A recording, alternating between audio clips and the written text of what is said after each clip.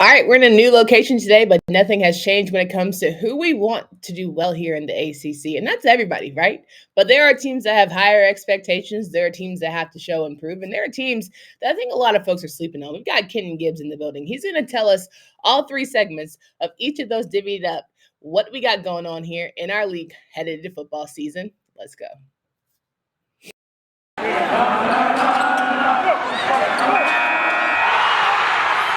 You are Locked On ACC, your daily podcast on the Atlantic Coast Conference. Part of the Locked On Podcast Network, your team every day.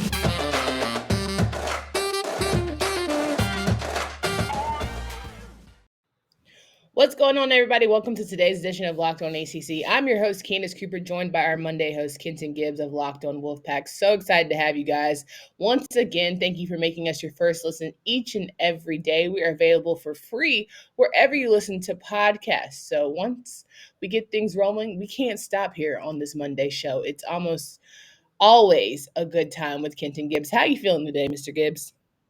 I feel great. I just would have liked the hat memo because, I'm the only one. The bald person on the show should be entitled to first hat rights, but that's all right. We'll rock it out anyway. Well, no one ever told you couldn't wear a hat on the show, so that was really your own doing. If you're watching on our YouTube channel, make sure you download, subscribe to the podcast. From there, you could also listen in the audio space if you prefer while you're driving and you can't really watch the TV screen, and subscribe to our YouTube channel. We are available wherever you listen to podcasts. So if you see the hat, thanks so much. I actually bought this in the airport on my way to Long Beach, California that I'm in right now. But we've got a lot of things going on the Atlantic coast to go over on today's show. As I mentioned, we're going to talk about the highest expectations. Who do we feel like, the ceiling is the roof for when it comes to this 2022 football season? Then you got teams, it's time to show improve. It's about time. High time you have a good thing going for you. And then finally, we got some teams that are sleepers. We're not going to talk about the sneaky teams. We'll say that for another day. We didn't go over the coastal teams last week, but we're going to, sparse it out a little bit. We're going to spread the love. We got plenty of time to go over coastal season and coastal team schedule. So we want to make sure that we give you enough content to last you through the week. So let's get into it, all right? Highest expectations going into this year.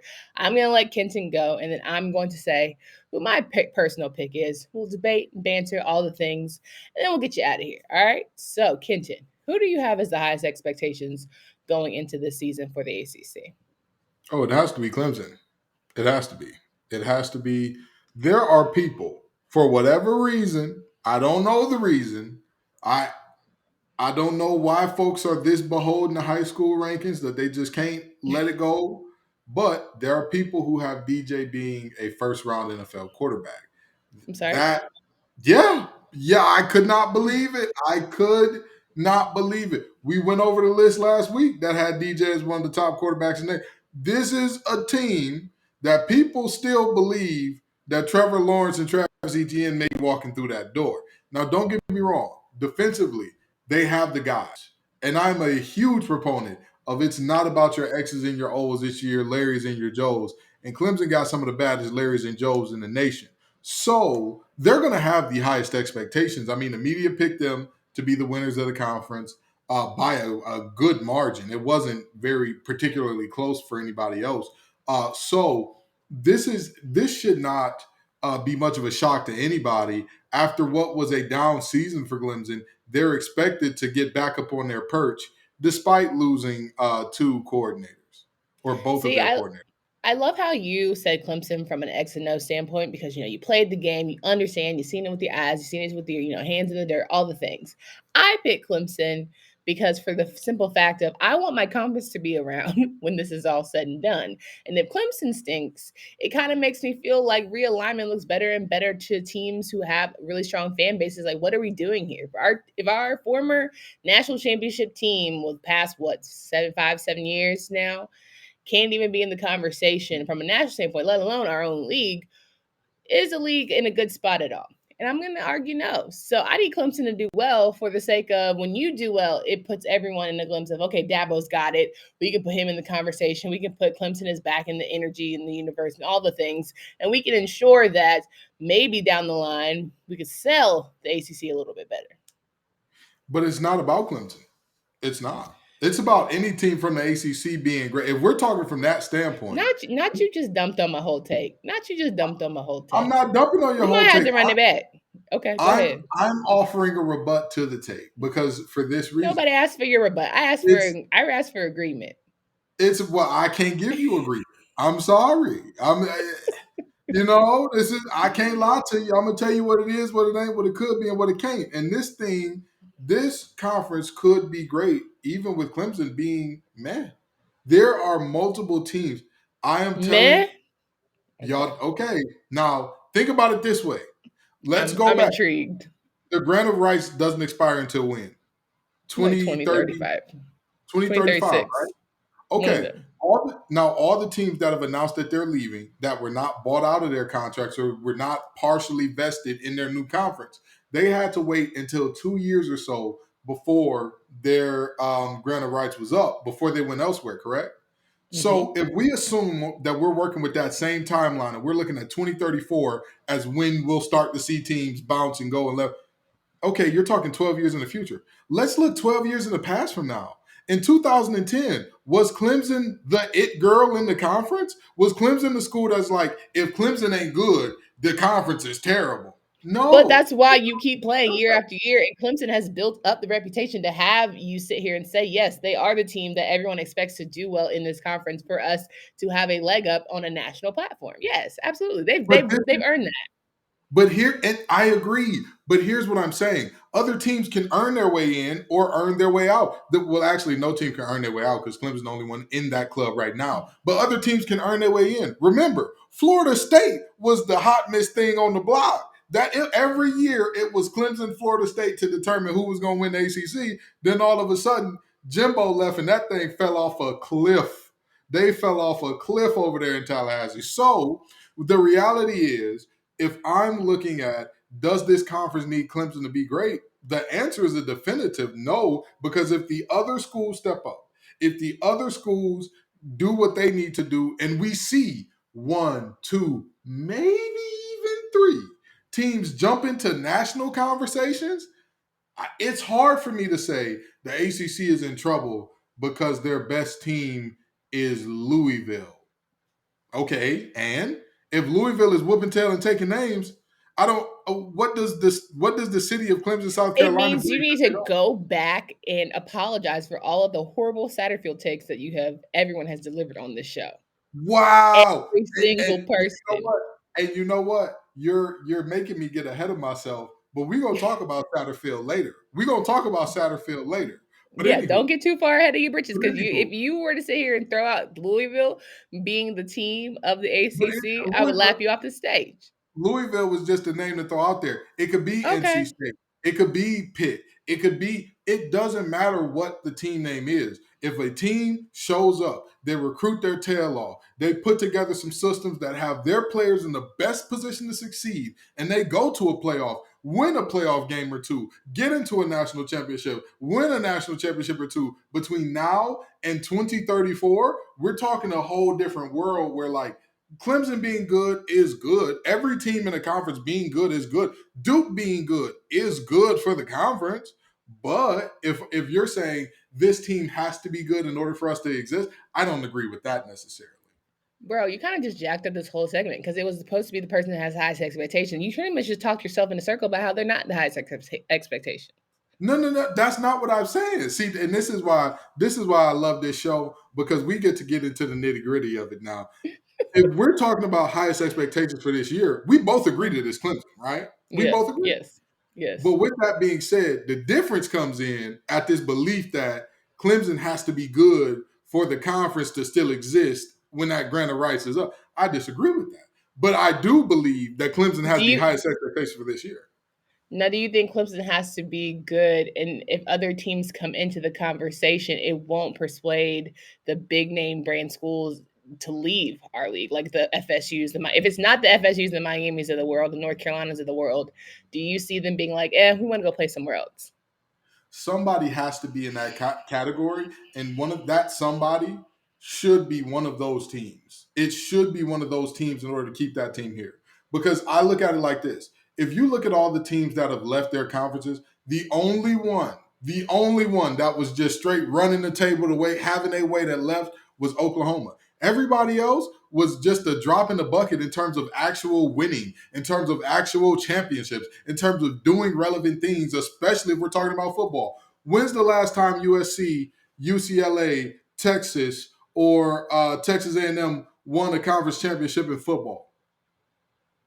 Maryland. I No, I'm know, just kidding. I know that Maryland. Let's go all the way back. That go back further than my hairline, and as you can see, ain't nothing there. So I think the USC in 2017 was the last one. With that being said, but you get my point. It's not about who wins and who loses.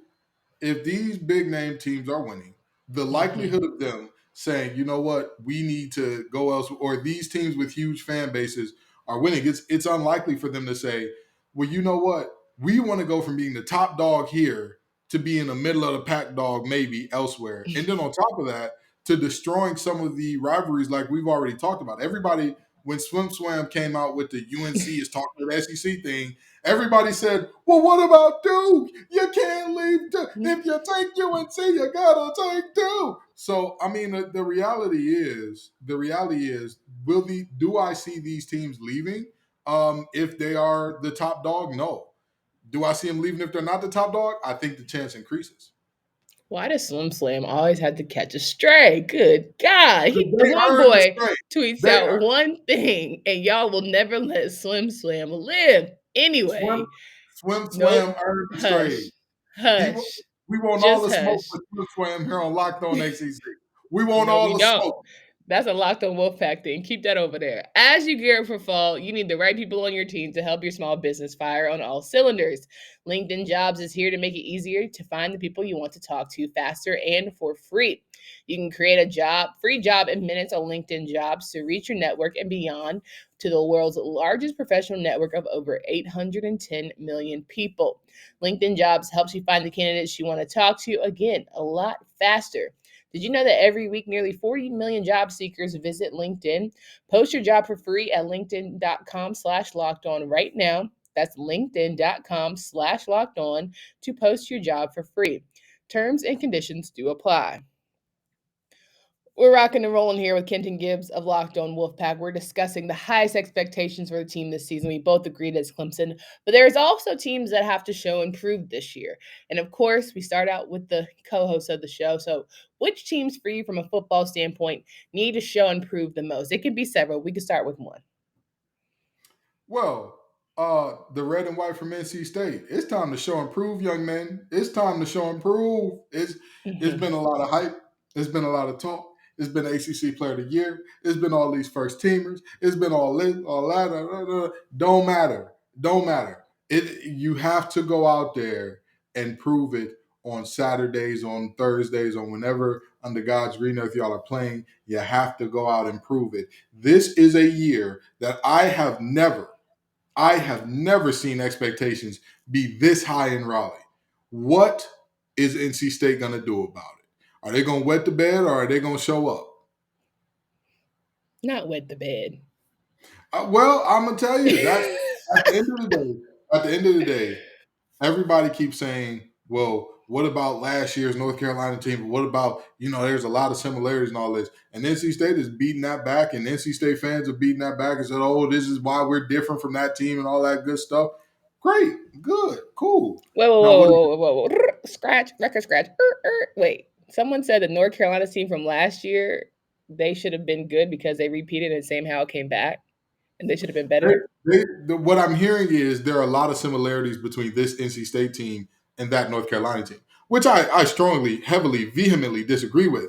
But that's the take that people are dropping. And that O-line didn't change for 3 years, but all right. Okay. Defense couldn't stop a runny nose with Robitussin. You know what? You know what? COVID vaccine, polio vaccine, didn't matter. They wasn't stopping nobody. But anyway. That's neither here nor there. The reality is this NC State team has higher expectations than they've ever had.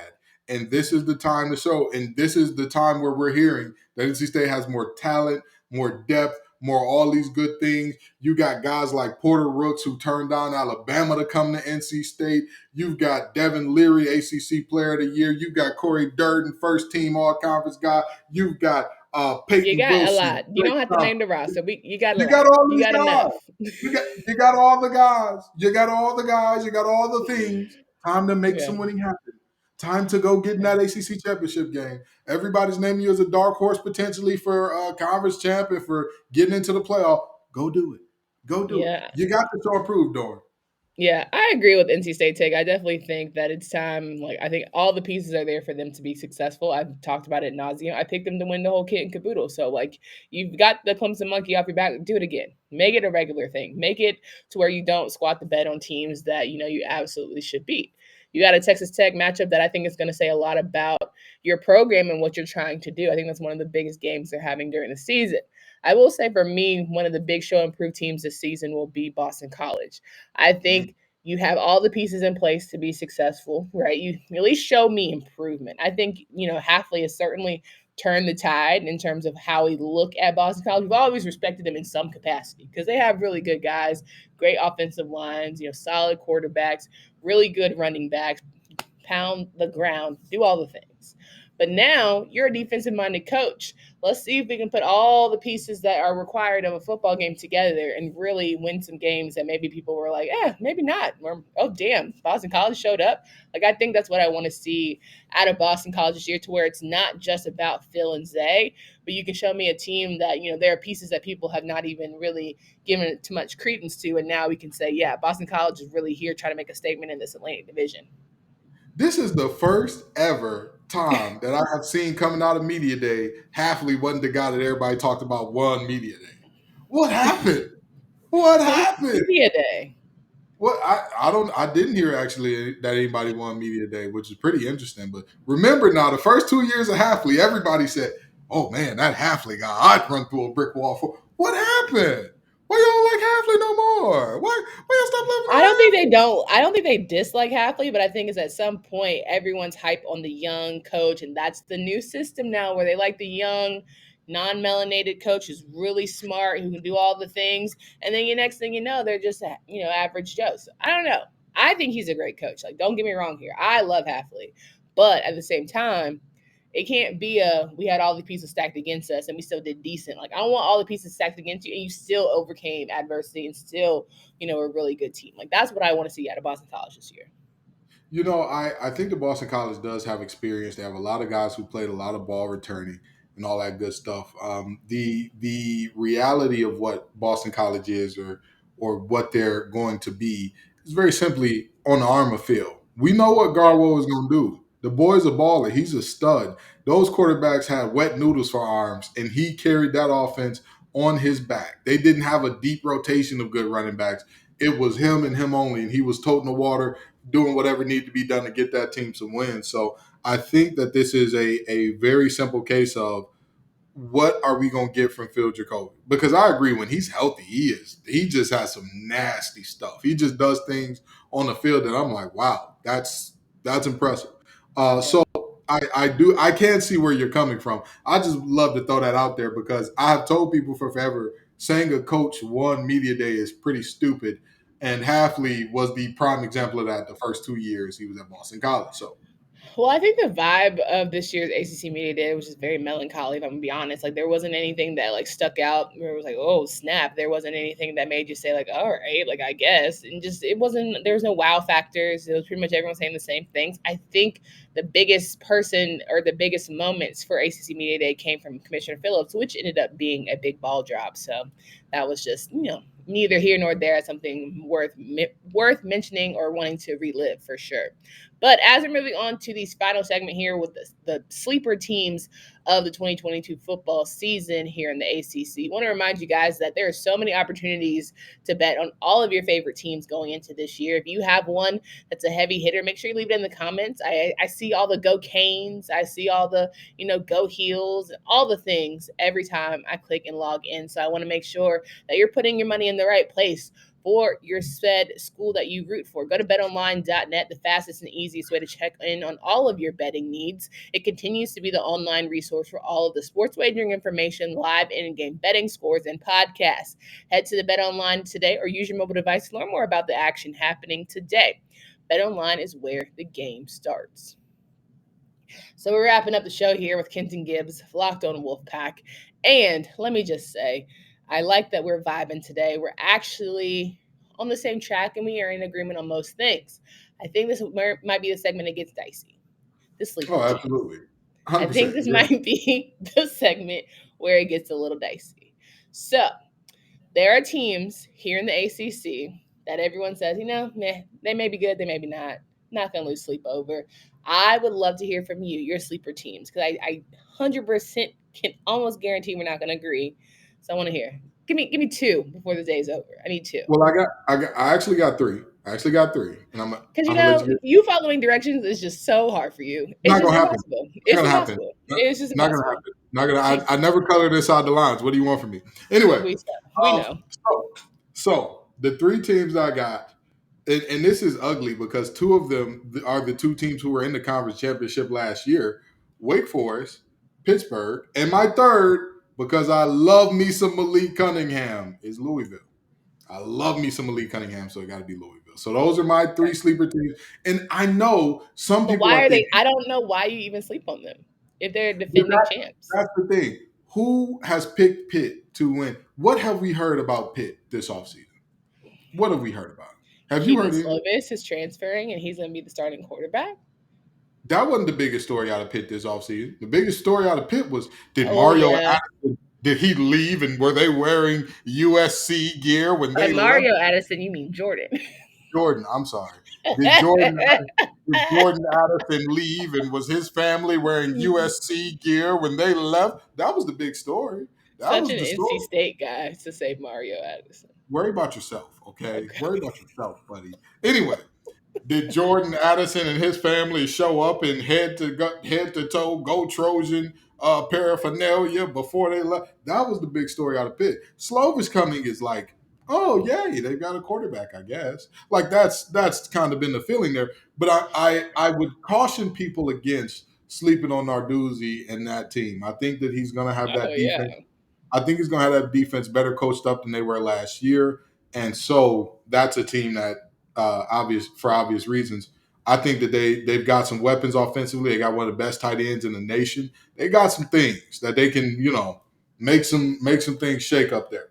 Wake Forest. And I also think, just to your point about Pitt, they've got the base, too, that is backing them. A lot of Hail Pitt people up in here. A lot of Pitt fans who can't stand you, but it's fine. A lot of them love to sit here and tell you that you're sleeping. When I said that Kenny Pickett wasn't the first rounder, they about cut my head off. I said, hold on now. That's illegal in all 50 states now. I see the Clemson people coming up here in a minute when you're talking about DJ, so just warning you. Well, you know what? Listen. We passed that segment. Talk about Wake Forest. Wake Forest. One interesting thing about Dave Clawson is his team has finished in front of where they were predicted to finish. I want to say almost every year or every year that he's been. Well, let's be honest. Sometimes they were always predicted. They were always predicted to finish like last or second to last, so it wasn't a high bar.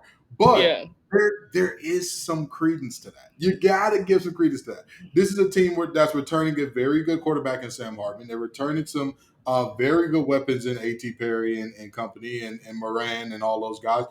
The question is, can that defense get a stop? Can they not make the offense have to score 45 a game? Because don't get me wrong, last year's pace of 81 plays a game and going super fast and all that you can do that again. I don't think it will yield you the type of success back-to-back that you saw last year. I don't think that is a replicable way to build out wins long-term. And also people have tape on it. Like it's one thing when people are like, oh, well, we don't know what to expect, but they're going to have a really solid offense. They might have an okay defense, but you can run up the score if done right. Absolutely. And then when we talk about Louisville, their corners were like, they had a lot of similarities to NC State as far as their outside corners go, where you were just like, what are you doing? Like, who coached that? I know your DB coach didn't coach that. And so, with that being said, aside from their corners, which you think that another Kenton. year of being in the system, they're going to get better, they're going to get older, they're going to get wiser, all that good stuff. You're looking at a situation where you have one of the most dynamic weapons in the entire conference, who is slept on for reasons that are beyond me. That Cunningham kid, but he's an absolutely excellent quarterback. There is some momentum and some love coming behind Satterfield now because of how he's recruited. And so I think that this team is one that nobody's talking about to finish highly. I can see them finishing as highly as second in the Atlantic. I could see it happening. I could see it. There's a world That because means NC State's going to finish third because I'm going to tell you this. There are multiple teams that at the top of the Atlantic that are one injury away from turning into an entirely different team. okay, well, Multiple. I want to speak health over all of them because I want everyone to get their butt kicked or I want them to do well or whatever because everyone, they had all the chess pieces. We know that's not going to happen, but But I I was would just about to love say that's the nature of the game. That's the nature of the game. anyway. It's funny that you say that Malik Cunningham is so slept on, but like when we think about it, his predecessor won the whole freaking MVP in the National Football League and still gets treated like he's a running back. So it's not surprising. Who could know? Who could guess what those two have in common as to why they're being treated as if they're not good at their jobs, even though they've proven they're good at their job? It's crazy. It's probably the men's warehouse suits, honestly. Like, let's be honest. You know what? They're both thin for quarterbacks too. They're both thin. Maybe people don't like thin quarterbacks. Maybe they got Lamar's 230 now, so maybe Malik got to eat a little more, get a little bulked up. Yeah, there you go. There you go. We love a thick man now. Okay, but my Shout out to team the just thick team. shout out to the thick team. I love man in the trenches. Now, my team that I think everyone is sleeping on, because I'm not going to say Duke. I know everyone is surprised by that. They all medically assume. I'm not going to talk about Duke football today. I clearly am doing too much that where y'all actually are convinced that I love Duke. Okay. I know that your man is jealous of Coach Elko. I know that you do not love on him like you love on Coach Elko. I need to put it in the call to figure out what's going on there. I need to put it in the call. But I'm just saying. I have been told that we're sleeping on North Carolina. I've been told that these freshmen are going to do something. I've been told that we need to stop playing. We need to go. It's a wait and see. Oh, not he logged off. Not he logged off. Listen. Dramatic. That's very dramatic. I'll let you have a whole spiel about your NC State team, your Malik Cunningham, and you come off the mic. That's rude. Very rude. Very, very rude. I was just trying to get my opinion. That's what the show is for, huh? Terrible. I want to hear your point. I want to hear the tape. I'm sorry. You can't hear my take if you get off the mic and you get off the camera. I want to hear the tape. I want to hear the tape. I want to hear it. I want to hear what's going on. Carolina is going to run through the quarterback. They're going to be as good and they're going to high fly as good as the quarterback play goes, right? I also think it reminds me of Caleb Love. The Caleb Love goodness that we see in the basketball court, that is very much matriculated to all the other parts that was Carolina basketball. If you have a quarterback like Drake May or Jacoby Criswell just even giving us flashes, right? Flashes that Josh Downs can do something with, right? That Hampton can make something shake with. If you have check downs, like if you give me just a Ray Vahasek on defense, if you give me a Sed Gray, a Tony Grimes, I'm just going to say, don't throw it away that Carolina can have a good season. Don't throw it away. The pieces are there. Can they all come together? I think Gene Chizik was what was missing. I think Bateman was I ain't gonna say that lie. I think Gene Chizik is what was missing for Carolina. I think if you have two hard-nosed coaches in Mac Brown and Gene Chizik, you have guys that, not for nothing, like from a X's and O standpoint, I think that Gene Chizik is great. I think Mac Brown is a great delegator and he's a good recruiter and all the things. I would like the stars to align where we can see it on the field and it works out in our favor. So that means I have to give my good Lord to Phil Longo. Don't just keep it simple. Don't overcomplicate it. You try to at times overcomplicate it for Sam, and I just keep it simple. That's all I want to see. Because fundamentals can win games. Fundamentals can win championships. All that flying Ricker Marama doing all that extra stuff, no. Here's my only problem with UNC. I don't want to hear it. I really don't want to hear it. But go ahead. Here's my only problem. 30 seconds. The reality is, all the teams I just named, I didn't say I hope that they get thing X, Y, and Z figured out, except Wake Forest in that defense. UNC's defense was not good last year, and they lost their best player in Jeremiah Gilmore. Am I correct there? They weren't terrible, but okay, you can have that. I don't think they were good. I think we can agree they weren't good, right? Like I they don't weren't. think they were bad. Okay, so they weren't terrible. They were middle of the road, lost their best player, and we expect them to like somehow be good enough to where if the quarterback is serviceable. But I hate how the assumption is that because one guy leaves, a whole team of 10 more can't figure it out Well, my thing is this. on that side of the ball. This I agree, but my thing is, what have you shown me to make me believe that you're going to be good at some level? Okay, well, you put them in the wrong category. We could have put them in show and prove, but that was 20 minutes ago. So what I'm telling you here is now I made my case. Okay? All Yeah. right. Well, Go on you about know your what? way. I'm Go gonna on just about tell your you way. this. I'm gonna just Thank tell you this. I don't know what it is about you and Tobacco Road. I don't know what it is about you and Mac and Coach Elko, but we need to get an investigation rolling. Is there some payola going on? It's Is there some clear that payola nobody going on? listens to me because I literally picked North Carolina State to win the ACC championship. Call them. Go ahead. David And on Locke, that I would note, like to have a conversation about some of your hosts being paid off, conference hosts being paid off by did schools. Dave Doran pay me off? Did Doran Mr. pay me off? Because Mr. that's who I Locke, picked to win the ACC I championship. know you're And busy. on I that just want to note, leave you a guys, voicemail. thanks so much for joining the show. We could do this all day long, but we appreciate your time. Make sure you come back tomorrow as we rock and roll with JJ Jackson of Locked On Blue Devils. We'll get more into conversations about how we're ready and excited for the season for Candace Cooper and Kenton Gibbs. Until next time.